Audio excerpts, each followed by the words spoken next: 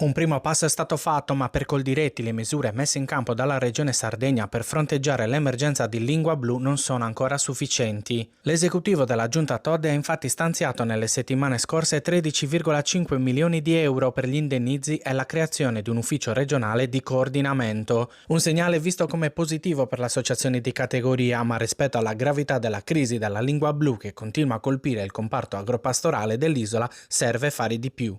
I dati dipingono un quadro drammatico. A metà novembre si contano 3.956 focolai attivi di lingua blu e 55.860 decessi, a testimonianza di un'epidemia che non accenna a rallentare. Le zone più colpite includono il Medio Campidano e l'Oristanese, con gravi ripercussioni economiche per migliaia di allevatori. Coldiretti aveva lanciato l'allarme già da ottobre chiedendo interventi straordinari per arginare l'epidemia. L'auspicio era quello di una regia unica, ma Coldiretti ha accolto positivamente il passo avanti compiuto dalla regione con un coordinamento interassessoriale. Resta però molto da fare perché la crisi da lingua blu non deve limitarsi agli indennizi. Il numero elevato di capi morti e le relative conseguenze economiche stanno mettendo a rischio l'intero tessuto produttivo, che chiede meno burocrazia, più risorse e una visione a lungo termine per evitare che le emergenze come questa si ripetano. La lingua blu resta una minaccia concreta per l'agropastorale sardo e il tempo stringe per garantire la sopravvivenza di un settore fondamentale per l'economia dell'isola.